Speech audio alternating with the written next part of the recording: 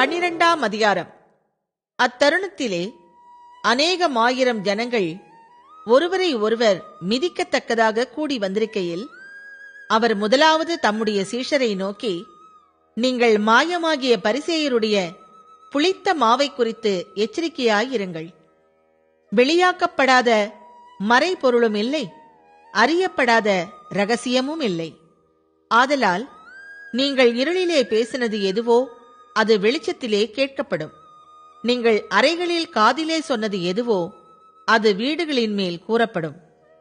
என் சிநேகிதராகிய உங்களுக்கு நான் சொல்லுகிறேன், சரீரத்தை கொலை செய்து அதன் பின்பு அதிகமாக ஒன்றும் செய்ய திராணி இல்லாதவர்களுக்கு பயப்படாதிருங்கள். நீங்கள் இன்னாருக்கு பயப்பட வேண்டும் என்று உங்களுக்கு காண்பிக்கிறேன். கொலை செய்த பின்பு நரகத்திலே தள்ள வல்லமை உள்ளவருக்கு பயப்படுங்கள். ஆம், அவருக்கே பயப்படுங்கள் என்று உங்களுக்கு சொல்லுகிறேன். 2 காசுக்கு 5 அடைக்கலான் குருவிகளை விற்கிறார்கள் அல்லவா? அவைகளில் ஒன்றாகிலும் தேவனால் மறக்கப்படுகிறதில்லை. உங்கள் தலையில் உள்ள மயிரெல்லாம் எண்ணப்பட்டிருக்கிறது. ஆகையால் பயப்படாதிருங்கள். அநேகம் அடைக்கலான் குருவிகளை பார்க்கிலும் நீங்கள் விசேஷித்தவர்களாயிருக்கிறீர்கள்.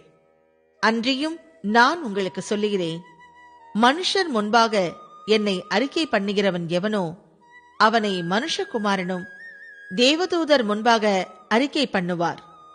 மனுஷர் முன்பாக என்னை மறுதலிக்கிறவன் தேவதூதர் முன்பாக மறுதலிக்கப்படுவான்.